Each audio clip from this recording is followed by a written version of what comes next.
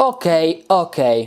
Sono ormai passati tantissimi anni, da quel lontano 2007. Voglio tornare nel 2007 per sentirmi ancora giovincello. Ma una cosa l'abbiamo appurata ormai da parecchio tempo. Clash of the Titans è un titolo controverso che ha diviso la fanbase.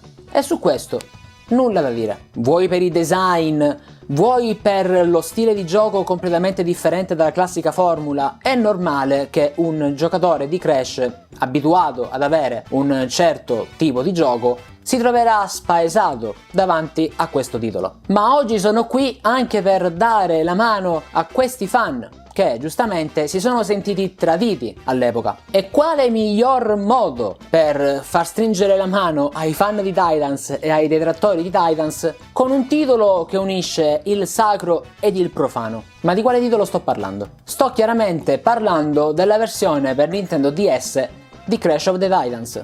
Prima di iniziare però, sigla.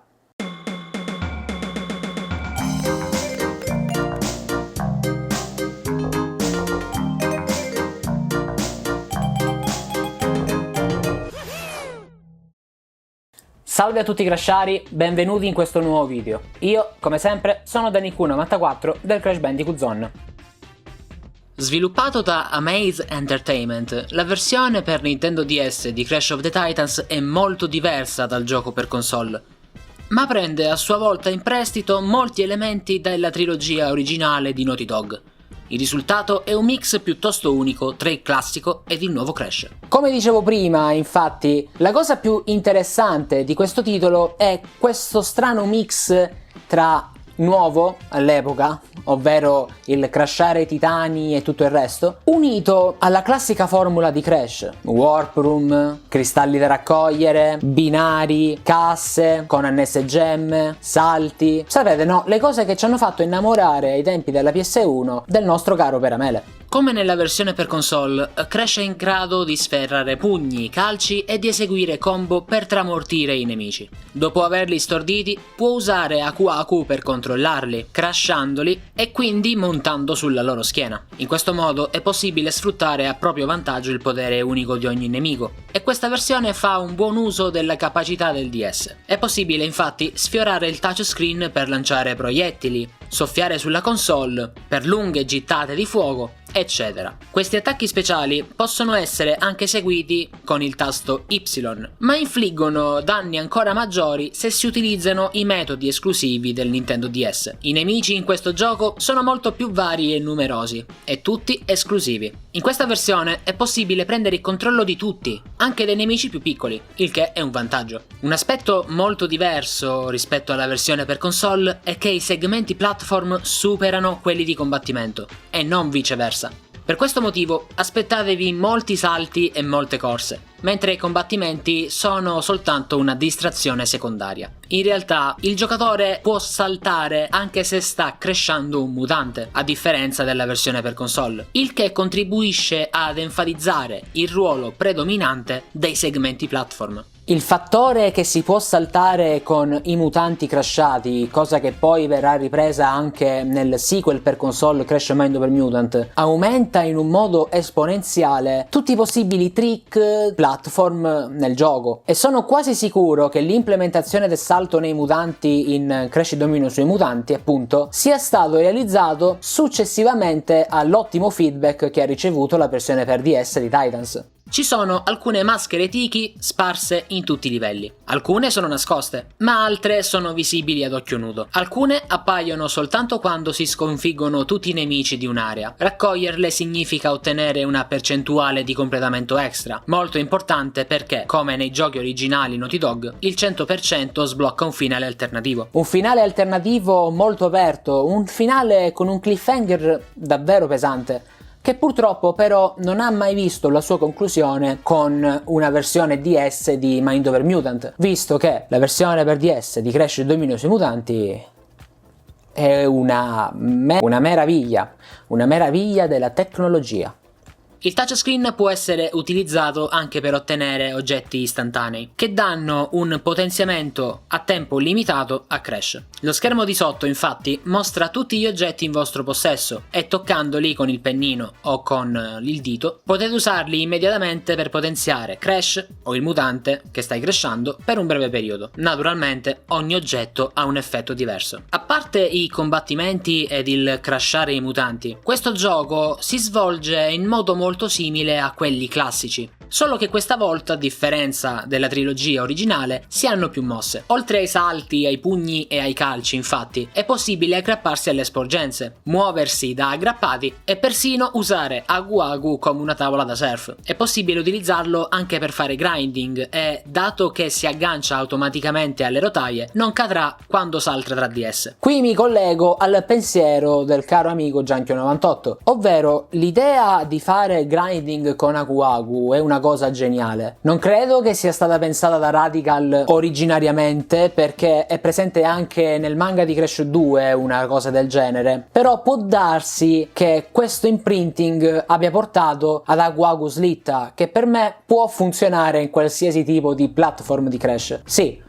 anche quello su binari. Avete qui presente Titans DS che lo dimostra perfettamente. È possibile cercare di rompere tutte le casse di un livello per ottenere una gemma, proprio come ai vecchi tempi. Le casse funzionano esattamente come nei giochi classici, ma ora ci sono anche versioni più grandi delle classiche casse. Queste possono essere rotte solo dai mutanti più grandi. Le casse checkpoint, pur avendo la stessa funzione di sempre, ora sono molto più rare e questo è uno degli unici problemi evidenti del gioco, perché può diventare piuttosto frustrante perdere una vita e ripartire da molto lontano.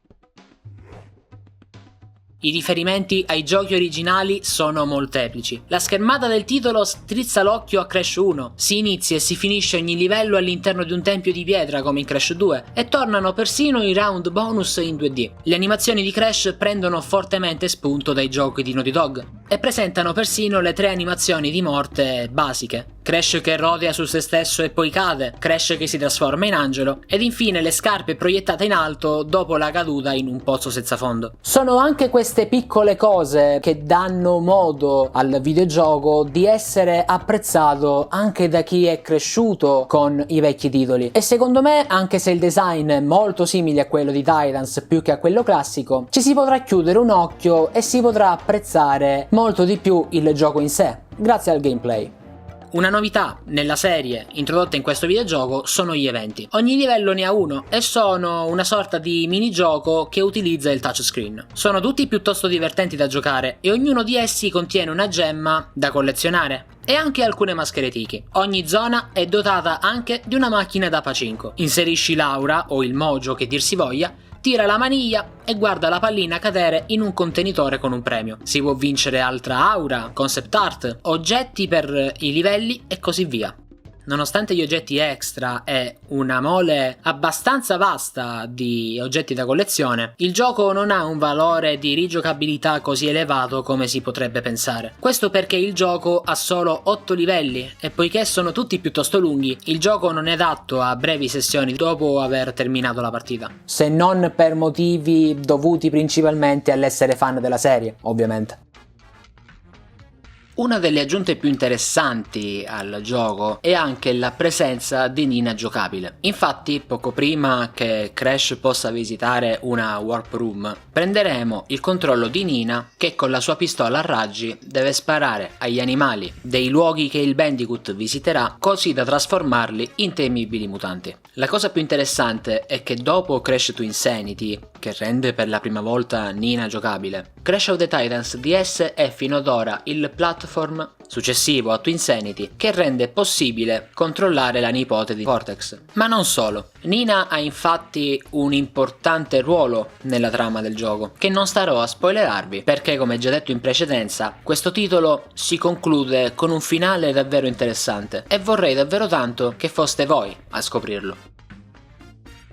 La grafica è bella e dettagliata. Sia i ricchi scenari colorati che gli impressionanti modelli dei personaggi lo rendono uno dei giochi 3D più belli per la console portatile del Nintendo DS. Anche la musica è piacevole, ma onestamente credo si potesse distinguere un po' di più. Le cutscenes sono completamente animate in 3D e i personaggi sono doppiati dai consueti attori. Purtroppo non doppiati in italiano, ma dai doppiatori originali americani della serie. Una caratteristica unica del gioco è l'uso intenzionale di un umorismo stereotipato, che arriva persino ad includere risate registrate nelle cutscenes, come nelle sitcom americane. Da piccolo ridevo parecchio di queste battute, ad oggi non so se sono invecchiate molto bene, a volte potrebbero creare del disagio o possono essere cringe, come dicono alcuni.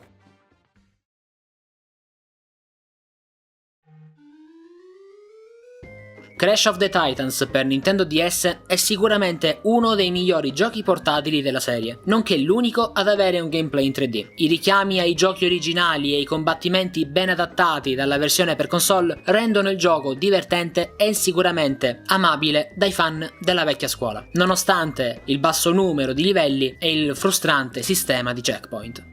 Alla fine, quindi, reputo Crash of the Titans per Nintendo DS un gioco perfetto che unisce lo stile di Titans e lo stile dei giochi classici. Amaze ha fatto un lavoro incredibile per replicare il feeling di uno ed il feeling dell'altro, cercando di amalgamarli per bene per dare una buona esperienza ai videogiocatori. Ad oggi reperire una copia di Titans DS ed un Nintendo DS è parecchio facile, lo potete trovare anche a pochissimo prezzo, ma per chi non ha intenzione di spendere soldi, chi cerca trova. Anzi, direi che a volte l'emulazione di questi tipi di giochi rende addirittura meglio dell'hardware originale. Detto questo, fatemi sapere voi che cosa ne pensate di questo giochino qui. Sapevate della sua esistenza? Conoscevate questo titolo? Se seguite anche stesso youtubers come Red Flame Fox, molto probabilmente sì. Ditemi la vostra qui sotto nei commenti, se siete d'accordo, se non siete d'accordo. Se non siete d'accordo, ovviamente combatteremo come nei migliori battle shonen e cerchiamo di instaurare una bella discussione. Come sempre potete trovare me e tutti gli altri del Crash Bandicoot Zone nei link che state vedendo qui sotto in sovraimpressione in questo momento. Abbiamo il forum ufficiale, abbiamo TikTok perché siamo giovanissimi, abbiamo la pagina Facebook, la pagina Instagram, la pagina Twitter. Avete soltanto l'imbarazzo della scelta. Se è una chat, quella di cui avete bisogno, abbiamo anche due canali Telegram, un canale che utilizziamo per le news e l'altro che utilizziamo per la chat. Trovate tutti i link in descrizione. Noi ci vediamo ad un prossimo video, statemi bene e come sempre, viva Crash Bandicoot!